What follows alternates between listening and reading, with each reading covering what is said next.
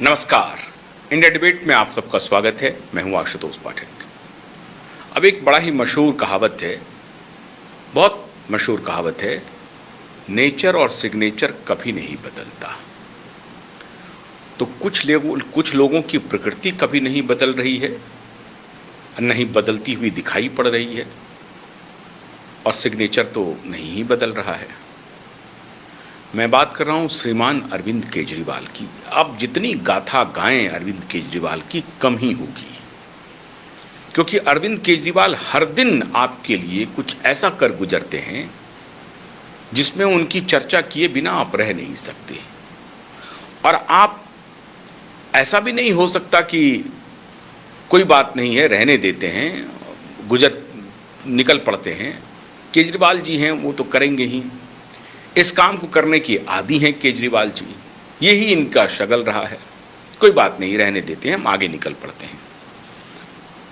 तो केजरीवाल जी के साथ ये नहीं है। केजरीवाल जी आपके अटेंशन को बार बार अपनी तरफ खींच लेते हैं। बहुत ही चुंबकीय गुण है केजरीवाल जी में। लेकिन 2026 की चर्चा करने से पहले जरा मैं श्रीमान और इनकी कारगुजारी 2012 में ले चलता हूं, और आज फिर से यही सुपारी वो ले रहे हैं। लेकिन अभी उन्होंने जो सुपारी ली है, इसकी एक पटकथा बहुत पहले लिखी गई थी, और वो फिल्म इनकी पूरी तरह फ्लॉप हुई। शुरुआत में तो हिट हो गई, जो काम इनको दिया गया था या जो करवाया जा रहा था उससे तो ये हिट हो गए। लेकिन बाद में इन्होंने क्या किया वो भी मैं बताता हूं। याद कीजिए 2012 का दौर। 2011 में ये अन्ना मूवमेंट हुआ था, 2010 से शुरू हुआ और 11 में जोड़ पकड़ा, और 2011 के बाद वो मूवमेंट जोड़ पकड़ रहा था, और केजरीवाल एक मूवमेंट से उपजे हुए नेता हो चुके थे। और अभी उनकी पॉलिटिकल पार्टी ठीक तरीके से बनी नहीं थी, लेकिन चर्चा हो रही थी कि वो राजनीति में सीधे प्रवेश कर सकते हैं। इस दौरान उन्होंने देश भर के भ्रष्टाचारी नेताओं की लिस्ट बनाई, बड़े से बड़े भ्रष्टाचारी नेताओं की, और उसमें श्रीमान नितिन गडकरी को भी शामिल किया, कपिल सिब्बल को शामिल किया, पी चिदम्बरम को शामिल किया, विक्रम सिंह मजीठिया को शामिल किया, अवतार सिंह भड़ाना को शामिल किया। ऐसे बहुत सारे नेताओं की लिस्ट तैयार की। अब 27 लोगों की लिस्ट थी, लेकिन वो कह रहे थे कि 27 शीला दीक्षित को शामिल किया। ये सभी जो नामी चेहरे हैं वो मैं बता रहा हूँ, और भी लोग थे, मुरली देवड़ा से लेकर के बहुत सारे लोग थे उस लिस्ट में। और कांग्रेस बीजेपी दोनों के लीडरान थे, दोनों के नेतागण थे उस लिस्ट में। और रोज अरविंद केजरीवाल उस लिस्ट की कॉपी लेकर के मीडिया के सामने आते थे और कहते थे, हर दिन कुछ न कुछ खुलासा करते थे। तो 2012 में 2009 में बने थे राष्ट्रीय अध्यक्ष नितिन गडकरी भारतीय जनता पार्टी की। भारतीय जनता पार्टी का अपना एक संविधान है, जो संविधान ये कहता है कि कोई भी राष्ट्रीय अध्यक्ष दोबारा राष्ट्रीय अध्यक्ष तो बन सकता है, लेकिन कॉन्जिक्यूटिव नहीं हो सकता है, एक साथ नहीं बन सकता है। मतलब अभी है और फिर दूसरा टर्म भी उसी राष्ट्रीय अध्यक्ष को मिल जाए, ऐसा उनका संविधान नहीं कहता है। एक टर्म के बाद फिर दोबारा बनाया जा सकता है, 2 टर्म के बाद फिर दोबारा बनाया जा सकता है। वाजपेयी जी को 2 बार बनाया गया। तो बीजेपी का अपना संविधान है, आडवाणी जी बने, लेकिन बीजेपी का अपना संविधान है कि कॉन्जिक्यूटिव एक साथ आप प्रेसिडेंट को रिपीट नहीं कर सकते। नितिन गडकरी के बारे में चर्चा हो रही थी कि नितिन गडकरी प्रोबेबल भारतीय जनता पार्टी के प्राइम मिनिस्ट्रियल कैंडिडेट भी हो सकते हैं। और उस वक्त प्राइम मिनिस्ट्रियल कैंडिडेट में बहुत सारे लोग थे। दिल्ली से सुषमा जी का भी नाम चल रहा था, LK आडवाणी खुद फ्रंट रनर थे, और वो कह रहे थे कि 9 में जो बात नहीं बनी उसको हम 14 में एक बार कर दें और आखिरी मौका ये दे दीजिए। पार्टी उसके लिए तैयार नहीं थी और मोटे तौर पर संघ तैयार नहीं थी, और पार्टी में भी बदलाव हो गया था, क्योंकि दिल्ली की जो तथाकथित कहा जाता है कि संघ चौकड़ी से नाराज थी। भारतीय जनता पार्टी के जो दिल्ली के नेता थे उससे नाराज थे, और संघ ने नितिन गडकरी को अपना नुमाइंदा बना करके भेजा था, और दिल्ली की जो चौकड़ी थी उसको खत्म किया था। चौकड़ी कह लीजिए, या दिल्ली के नेताओं का जो दबदबा था पार्टी के ऊपर, उसको खत्म किया था।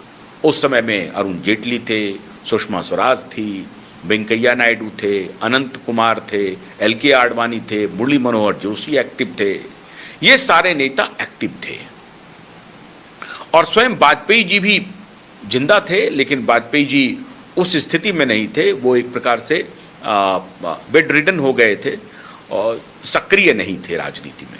लेकिन लोग उनको पैर छूने के लिए, उनका आशीर्वाद देने के लिए उनके घर जाया आया करते थे।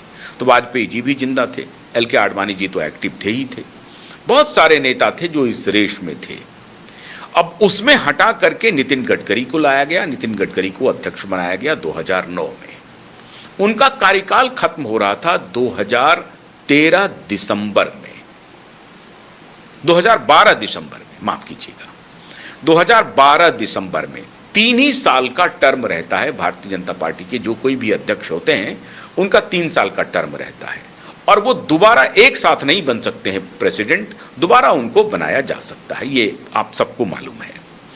तो नितिन गडकरी को 2009 में जो बने, 2012 में उनका कार्यकाल खत्म हो रहा था, और ऐसी चर्चा चली कि नितिन गडकरी का एक्सटेंशन हो सकता है।